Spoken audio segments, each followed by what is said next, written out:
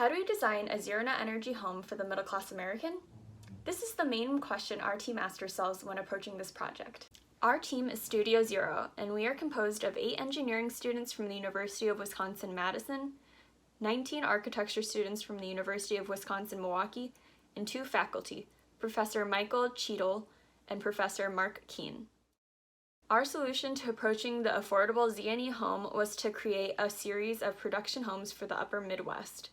Taking a production home approach allows for cost savings in design, materials, and labor while delivering a quality product over and over again. Our team currently has 3 clients who are interested in building Z&E homes. Let me introduce Rachel to share the process of Studio Zero. We began this project through research into the best practices in ZeroNet. Our research portion of the course was dedicated to finding the most efficient ways a homeowner or developer could build and maintain a ZeroNet home. Throughout this process, we met with home builders, architects, developers, and homeowners of ZeroNet and passive houses. These professionals aided in our research and design of ZeroNet home. We also met with our 3 clients to develop the program for the 3 sites across Wisconsin.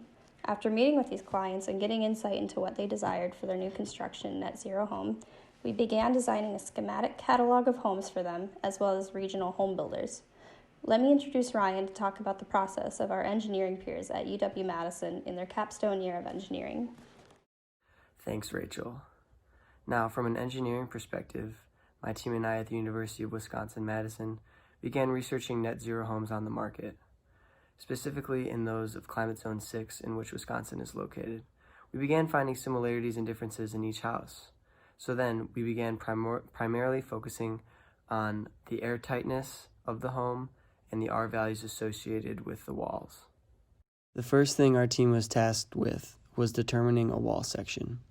We wanted a design with a relatively high R value and something that contractors in the area had seen before. We chose structural insulated panels, also known as SIPs, as our wall and roof sections because of their low thermal bridging, extreme air tightness, low on-site labor costs, and minimal waste. Utilizing SIPs for the walls and roof will mitigate error in construction and allow us to consider cheeky joint and overhang designs.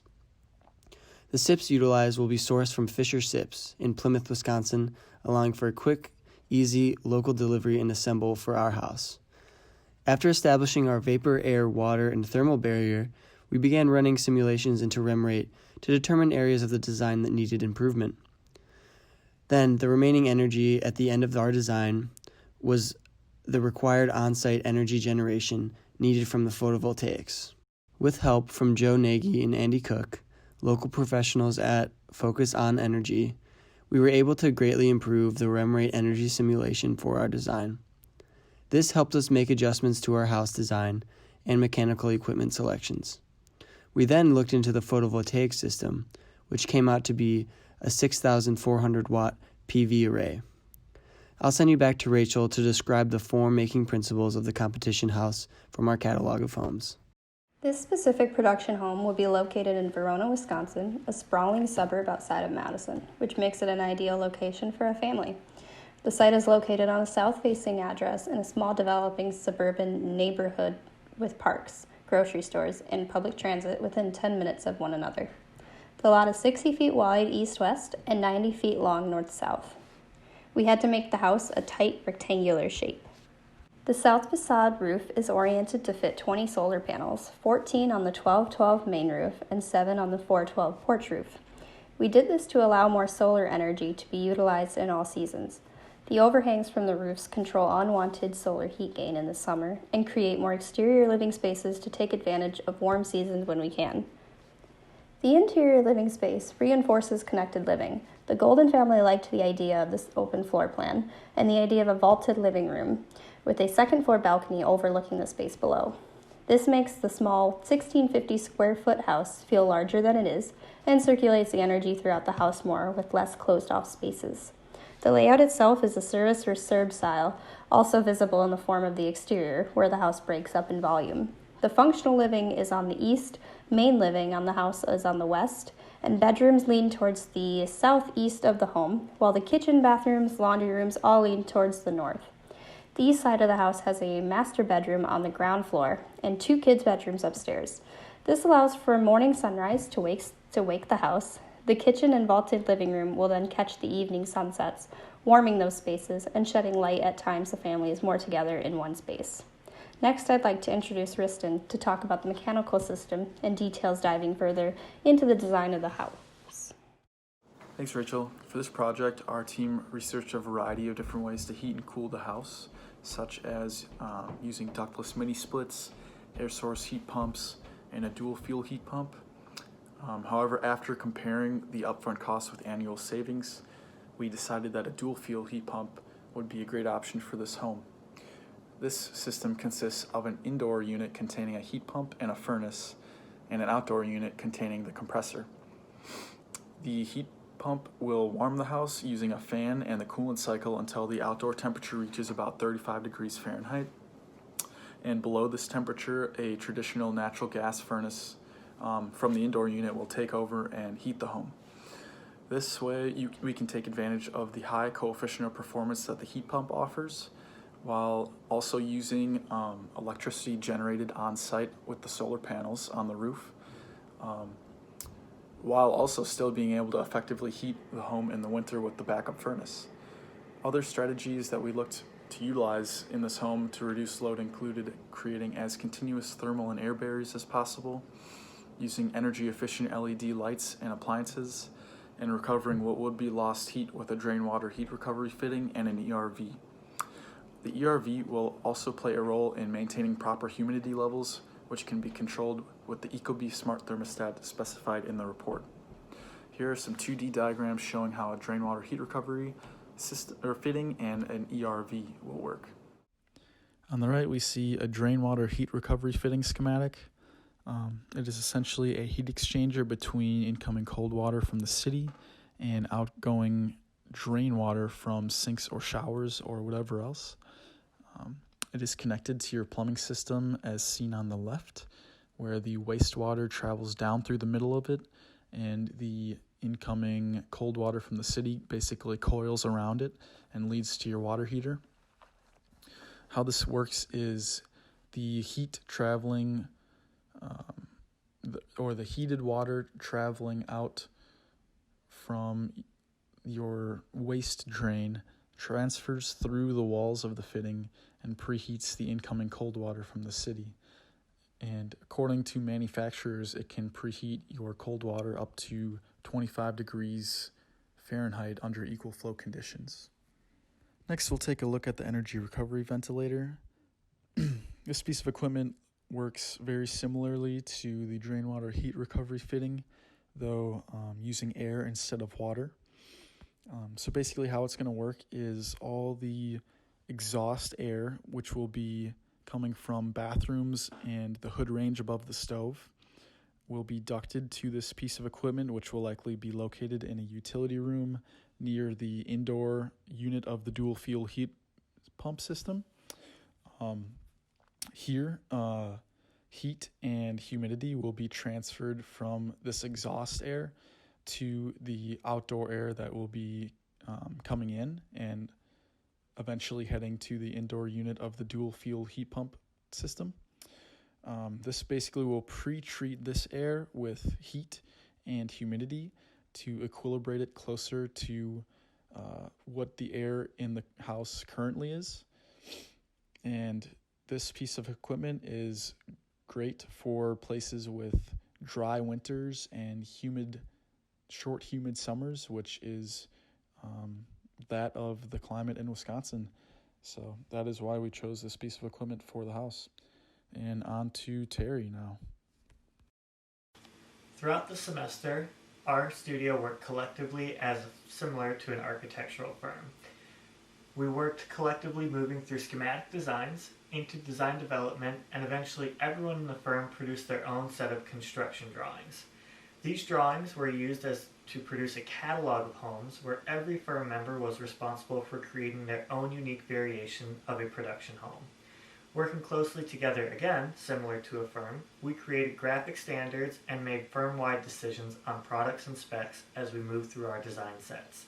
This, of course, would lend itself to be a major cost saver to both developers and savings then passed down on to homeowners as well. Now, if we take a look at the wall section, we can look at some interesting designs in terms of detailing. In working to keep a continuous building envelope, the building section was designed with a continuous insulation layer from under the slab to inside the foundation wall.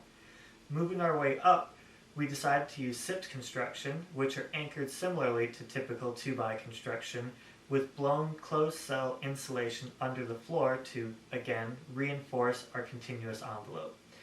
And then in using these SIPs construction, we were more easily able to meet insulation requirements without adding additional insulation outside of our building structure.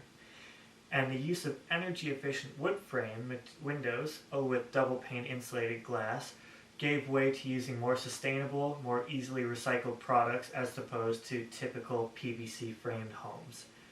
Now, the floor intersects the wall in order to prevent the structure from balloon framing, given a fire safety scenario, with more blown closed cell insulation spray in between to keep that continuous envelope. And then working all the way up to our roofing, the upper SIPs are chamfered in order to allow for easy assembly and continuous insulation through the roof system as well. Thanks, Terry. Now I will give a brief intro to our results from REMrate and the overall cost analysis.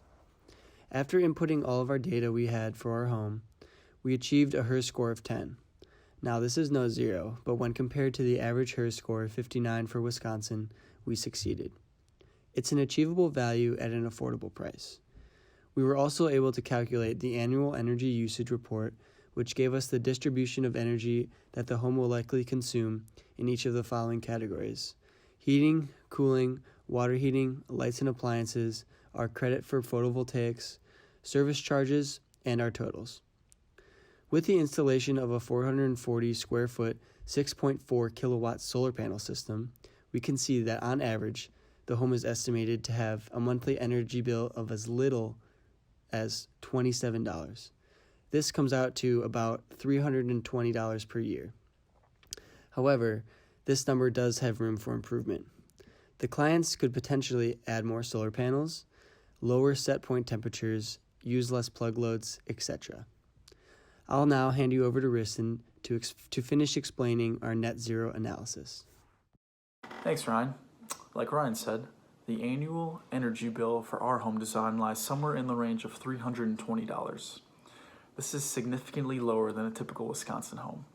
To prove this, we decided to compare our number to a neighbor's home located 2 doors down, which is actually slightly smaller at 1,572 square feet, whereas ours is going to be 1,650 square feet. I discovered while doing this that you can actually type in any address within the energy company's territory and they'll give you the monthly and yearly energy usage of that home. After doing this to the neighbor's home, we found out that they have an average monthly energy bill of $181, which can add up to almost $2,200 per year. Comparing this amount to our passive house's $320 per year, it's easy to see from these numbers how you can eventually save a significant amount of money each additional year you stay in the home, as this cost savings equates to $1,852 per year solely on the reduction of gas and electricity. With this knowledge, spending an extra $20,000 to $60,000 on the initial home construction makes more and more sense as long as the owners are willing to stay there for a long period of time. Not to mention, some of this value could be recouped from the home when selling it. And now Terry will walk you guys through the physical model. Members of our team were busy these past several weeks in constructing a large-scale model of our client's home. Being a craftsman-style house, it was important to see this model come to fruition from handcrafted wood materials. The house, aside from a graceful form, also incorporates many advantageous sustainable features over a typical production home. The use of natural ventilation allows for the house to more passively cool during the summer, as well as passive winter heating through the use of more efficiently shaded windows to allow for southern light to heat the home passively in the winter. Additionally, windows have been placed efficiently throughout the home to enhance natural lighting and a simpler construction with the assembly of SIPS panels allows for cheaper production costs as well. Our insulation has been made continuous throughout our building envelope, from under the slab through the foundation walls, running along through the windows, and more. And we've enhanced our insulation values to double the typical market standards too, resulting in far more efficient energy usage through the building. Our design is also solar ready with a southern roof orientation in order to integrate PV panels to help power the home throughout all months of the year.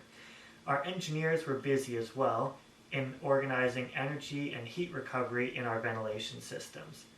Our building cladding we used resilient material choices such as wood and refraining from materials similar to PVC or plastic paneling. Finally, our integrated rainwater collection and treatment on site is very efficient at allowing the building and the site to handle all runoff throughout the year. The use of garden basins work as a way to clean and retain water from rainstorms on all the sites, not just our main production home for the competition. These methods are extremely cheap in production and also very effective in handling both water and runoff. Being able to design these methods of use will lead to greater implementation and more coherence in the design as well. If we continue looking at the landscaping of the project, the use of trees allow for better shading of the site, along with an instigation of a bioswale along the northern edge of the lot to retain and treat water. We've also included raised beds in order to be used for food growing throughout the year in order to more locally and sustainably provide food for the homeowners on site. Now, after looking at all that, I'll send you guys back to Amy again for a virtual tour of our project.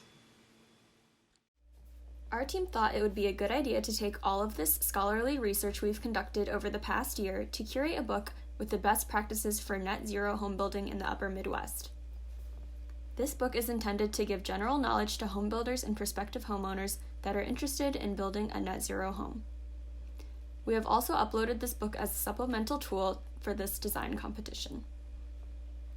Also, since we spend 80% of our lives indoors, we would be remiss to not show you our intentions for the interior spaces of our home.